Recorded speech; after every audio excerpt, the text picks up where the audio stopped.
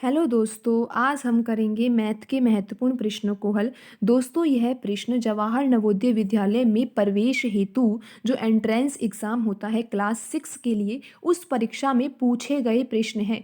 और दोस्तों, अगर आप इस परीक्षा की तैयारी कर रहे हो तो आपको ऐसे प्रश्नों का अभ्यास तो करना ही चाहिए जो गत वर्षों में पूछे गए हैं।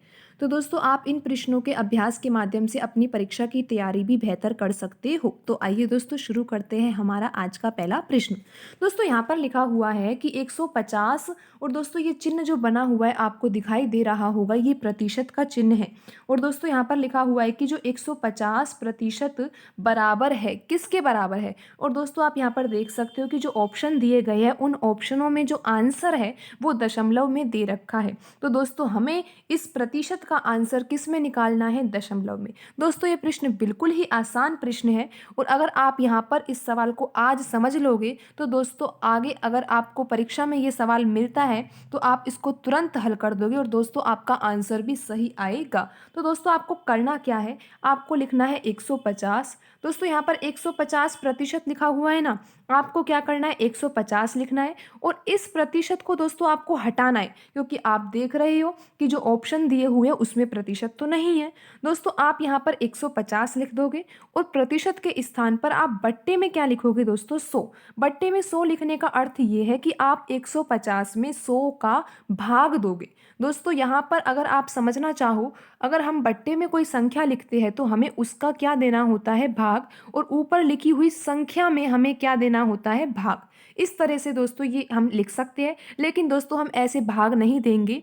आप परीक्षा की तैयारी कर रहे हो तो दोस्तों आपको प्रश्नों को जल्दी से हल करना चाहिए। तो दोस्तों आप यहाँ पर कैसे हल करोगे?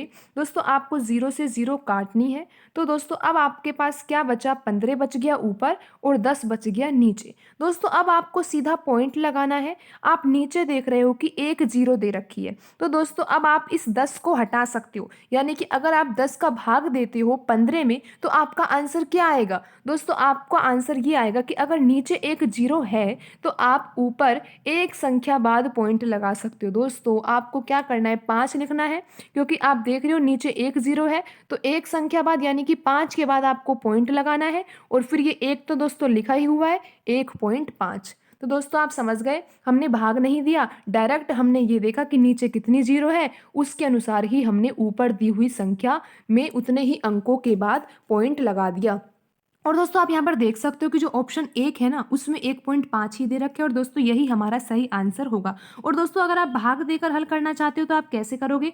आप यहाँ पर 15 लिखोगे, और दोस्तों यहाँ पर आप 10 लिखोगे। दोस्तों अब आप देख सकते हो कि 10 में एक बार भाग 15 में एक बार भाग चला जाएगा 10 का, आप यहाँ पर 10 लिख दोगे। दोस्तों आपका यहाँ पर शेषफल 5 बचेगा। दोस्तों अब आपको पूरा हल करना है तो आप यहाँ पर दशमलव लगाओगे और यहाँ पर एक 0 लगा सकते हो। और दोस्तों अब आप देखोगे कि 10 का पहाड़ा पढ़ोगे तो आप 5 बार 50 को प्राप्त कर लोगे, और यहाँ पर दोस्तों 50 आ जाएगा, और ये हो गया आपका भाग कंप्लीट। और आंसर आपका क्या आ गया दोस्तों? 1.5। और दोस्तों हमने जो इस तरीके से किया था यहाँ भी 1.5 ही आंसर आया था।